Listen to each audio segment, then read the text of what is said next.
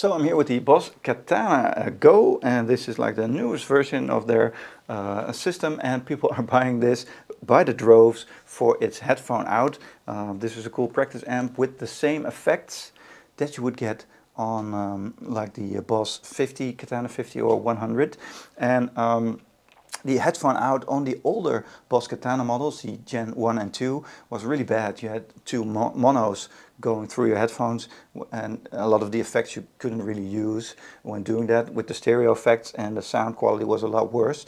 With the Gen 3, that's solved. So even though I still think that the headphone out on this Boss Katana Go is a little bit better, with the Gen 3, the headphone issue of mono, that's solved.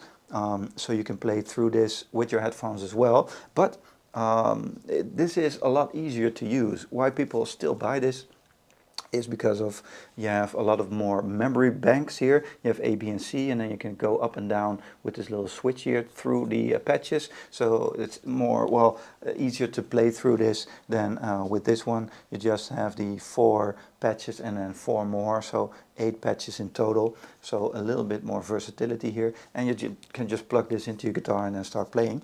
So I think to compare these two, I wanted to play through the Boss Katana 100 itself, and then output this through the Boss Katana 100 cab as well. So perhaps we can hear a little bit of the difference there when you would plug something like this in. And I think it's a nice comparison to see like the effects are pretty much the same. So let's start doing that. This is like a clean sound here on the Katana. Let's get to a lead sound.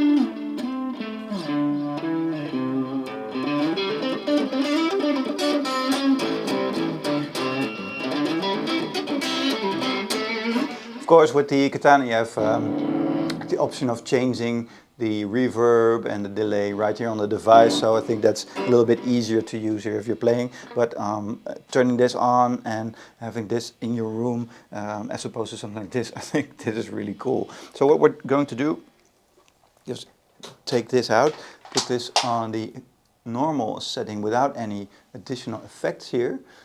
So let's turn those off. And then output this through that device right there. So I just have a cable with the aux out here for the headphones, and then I'm going to plug this side in to my guitar. And then this side here in the amp. And let's hope we can get a clean sound out of there to start playing this through. Let's see, is it already turned on? Yeah, so now, right now I have a metal riff right here.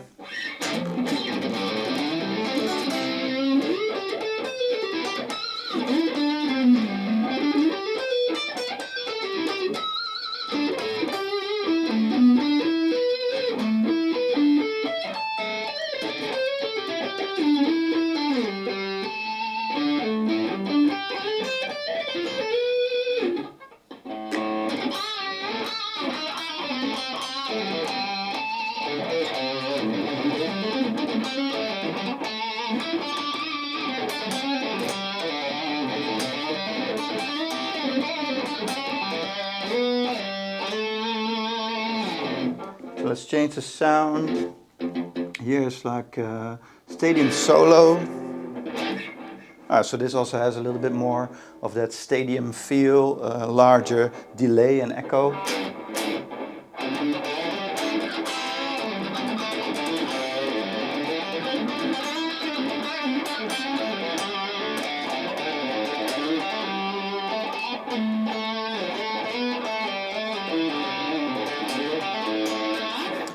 So you can see why people would like buy this and play over the headphones, because the quality is just so good.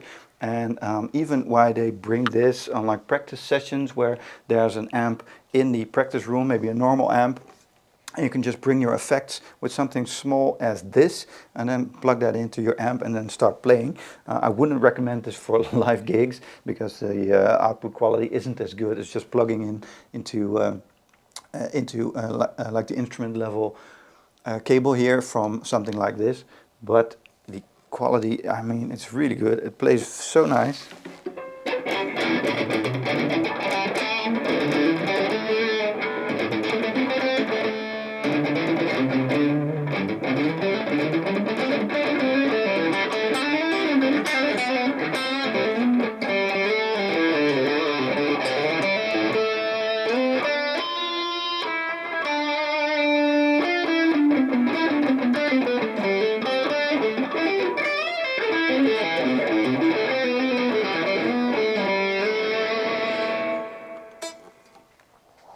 Let's do the actual amp one more time so you can hear the difference there.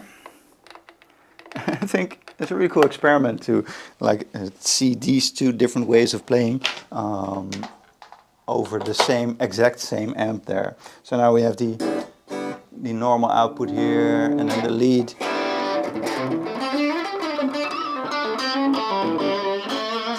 Oh, and let's put some reverb back on.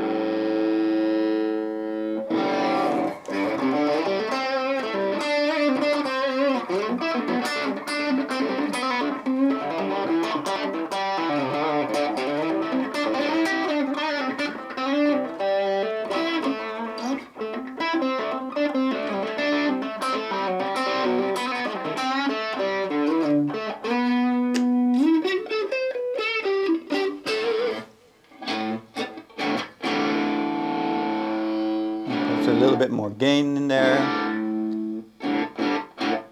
so that's cool.